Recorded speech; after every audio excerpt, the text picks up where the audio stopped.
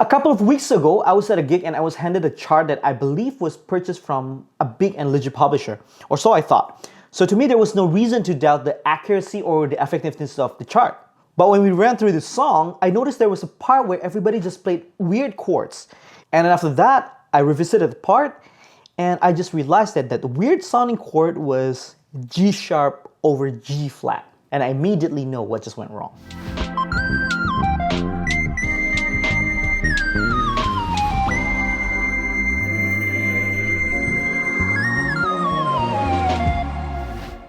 Hey folks, welcome back to Star Music YouTube channel. If you're new to this channel, my name is Jakub Saputra and I'm a composer and a jazz pianist. And I love to talk about anything music related. In today's video, we'll talk about choosing the right accidentals, like flat and sharps. And for once and for all, I'm going to clarify exactly how to spell the black keys the correct way. When you should call it D sharp major or when you should call it E flat major. If you think they are just the same, well, you better stick around, because I will save you some major embarrassment when you're in a professional setting. Get it? E flat major? Major embarrassment? Alright, I'll stop. I told you it's not that funny. Unfortunately, this issue has been overlooked by a lot of musicians. It's like a grammar that professional musicians sort of get to understand after reading countless of charts without really knowing the reason why. But make no mistakes, even the professional musicians or arranger still sometimes doesn't quite understand the difference between the two. Going back to my earlier story, we actually spent a couple of minutes trashing the publishing company because everybody in the band knew right away that it was just a simple everyday chord that was written very poorly. But other than to save yourself from a short-lived embarrassment, there's a more important reason why you need to understand this concept, which is actually to avoid confusion in the rehearsal or even worse, a confusion in the performance. Imagine if you're a band leader and your main guitar player cannot make it to the gig, and you get a last-minute sub. You hand the new guitar player a chart, and he has to sight read it, but you don't really have time to go over it with him. And there it is. There's a chord like G sharp 7 over G flat in it. Can you imagine how much of a mess it will be? Because always remember, when you're writing a chart or a score, whether it is your compositions or your arrangement, always assume that your musician will have to sight read it or read it prima vista. So it is your job to make sure that your chart is as clear, as effective, and as easy as possible to read. Because even if you know that you're gonna have adequate rehearsal time, a great chart will still make a huge difference. Because now everybody can just focus on making the music sounds good, instead of figuring out what the chart really means, what's going on over here, is it correct or not, and so on and so forth. So now, I think the best way to explain the concept is actually by looking at an example of a wrong chart and figuring out how to fix it. And as we fix each mistake, I will reveal the important principles and tips to correctly spell the accidentals. But today I'm going to concentrate on the accidentals in the chord level as opposed to a melodic level. But don't worry, the principles are still the same. Alright, let's take a look at this chart. This is just a chart of an 8-bar chord progression in the key of F major. Now, how many of you can point out the problems in this chart? Can you guess where the first mistake is? This is the first problem. This A sharp major chord should have been called B flat major instead. Why? It's because B flat is a consistent member to the key of the song, which in this case is the key of F major. What I mean is, if I spell out F major scale, it goes like this: F, G, A, B flat, C, D, and E. We already have A natural to represent the third note in F major scale. And we also have B flat to represent the fourth note in F major scale, which is the note in question. So why would you sharpen the A note in order to refer to this note that already has a dedicated name for itself? It's just an unnecessary step. It's like calling this a sharpened spoon. Well, we can just simply call this a fork. So learning from this mistake, we can establish our first principle, which is the spelling of the chord should be consistent with the key of the song or the scale of the chord whenever possible. Now, as an exercise, tell me which of these progression has the wrong spelling according to our first principle, assuming the first chord is the key of the song. I'll give you 5 seconds to think.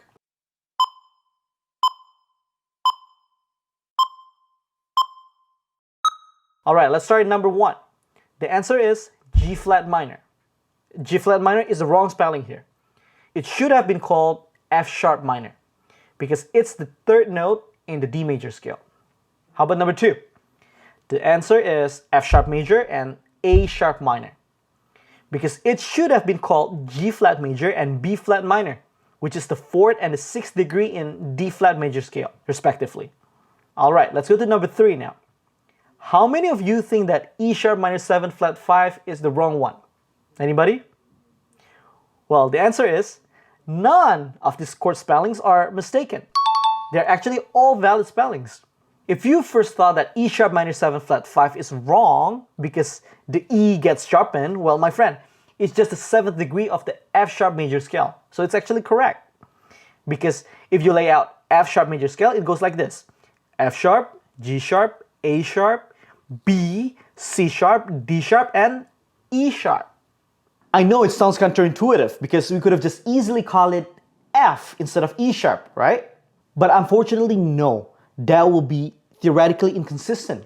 And if you give this chart to somebody who reads a lot of music throughout their careers, it will confuse them for a second before they probably realize that you might try to give them an easier chart to read, which is not necessarily true, or that you might be an inexperienced arranger, which doesn't help your reputations either. So if I were you and I have to write in F sharp or G flat, as a matter of fact, I will stick to this first principle. Now, let's go back to our first chord progression.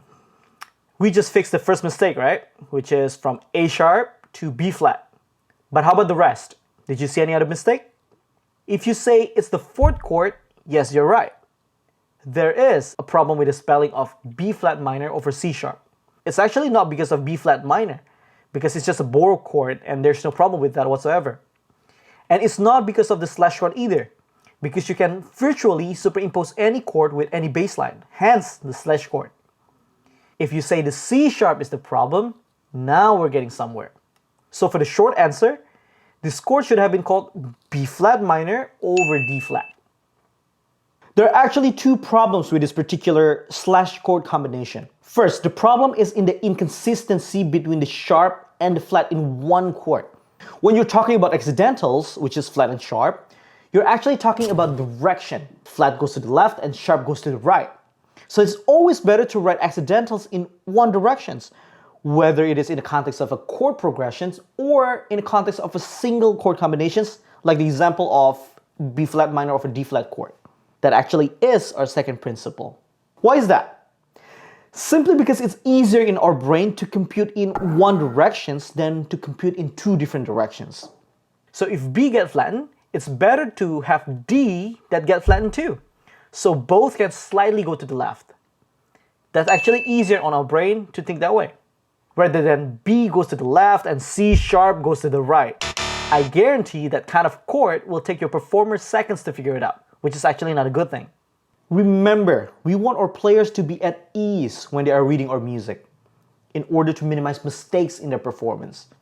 Now, the second problem with B flat minor over C sharp actually comes in tandem with our first principle, which is the spelling of the chord should be consistent with the key of the song or the scale of the chord whenever possible. Look, B flat consists of B flat, C, D flat, E flat, F, G flat, and A flat. So in order to be consistent with the scale of B flat minor, we should use the spelling D flat instead of C sharp in this chord. Does it make sense? Alright, let's do another exercise to solidify our understanding, okay? Which of these progressions has the wrong spelling according to our first and second principle? Assuming that the first chord is the key of the song. I'll give you another 5 seconds to think.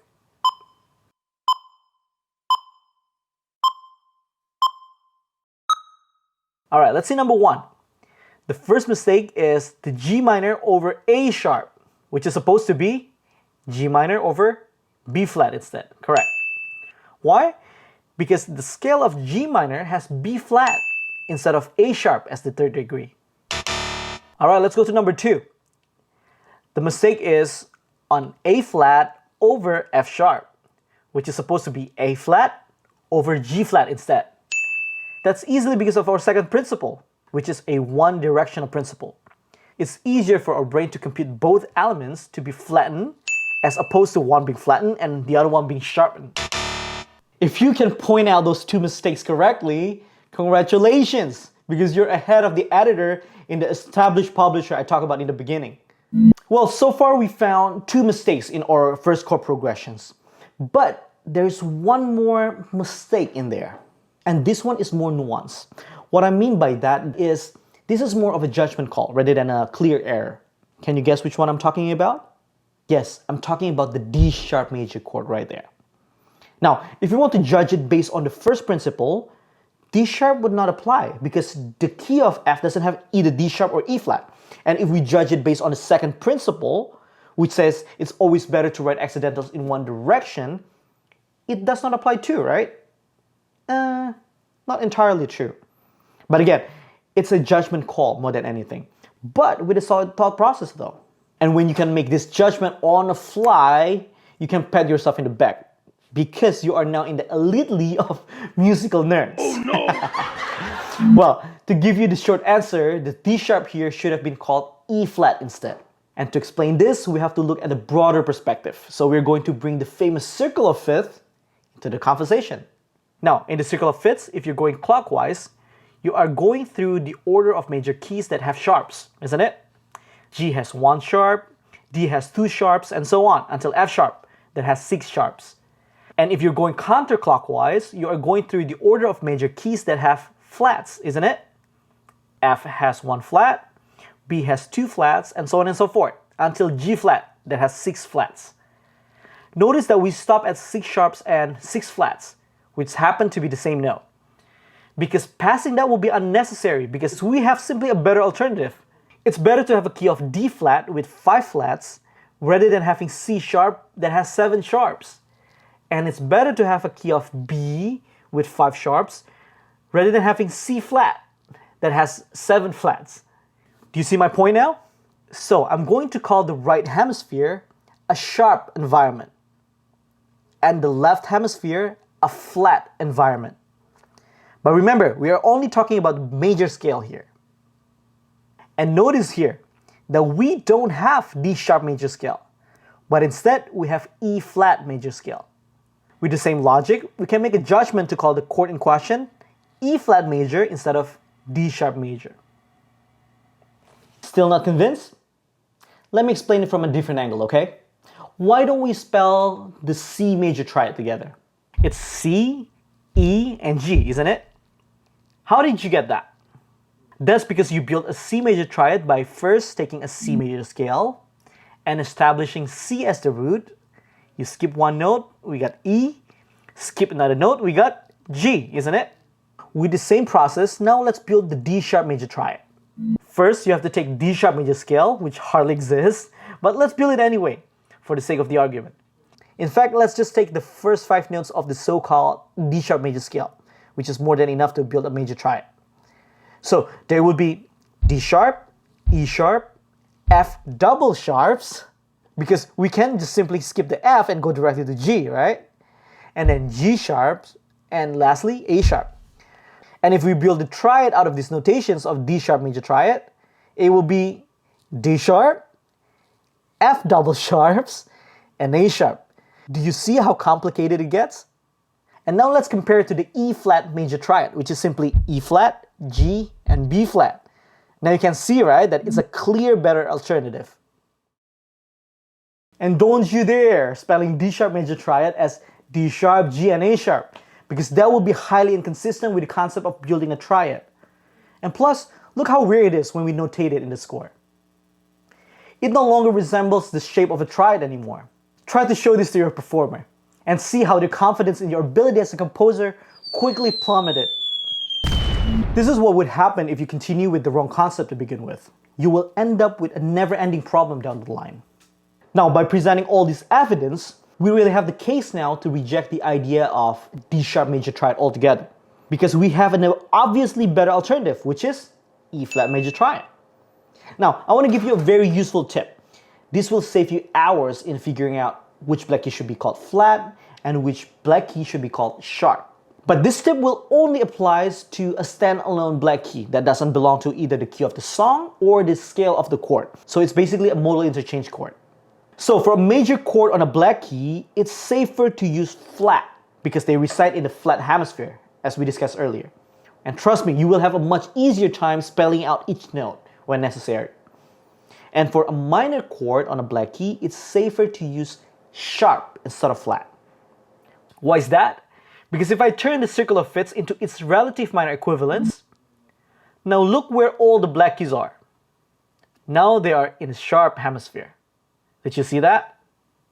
But remember, you should always apply the first two principles I mentioned earlier as a checklist before applying this tip. And if you apply those first two principles correctly and use this one tip appropriately, you have a very good chance of being theoretically correct every single time. Although, unfortunately, maybe not always practical every single time. Because in fact, there are many cases that have even more nuance into it. But most of it happens when you get into a more complicated music, especially the ones involving extensive chromaticism or upper structures, for example. And if you're also curious about that and you want me to touch on those as well, write in the comment below, so I know my effort to make a lengthy explanation video will have at least one audience.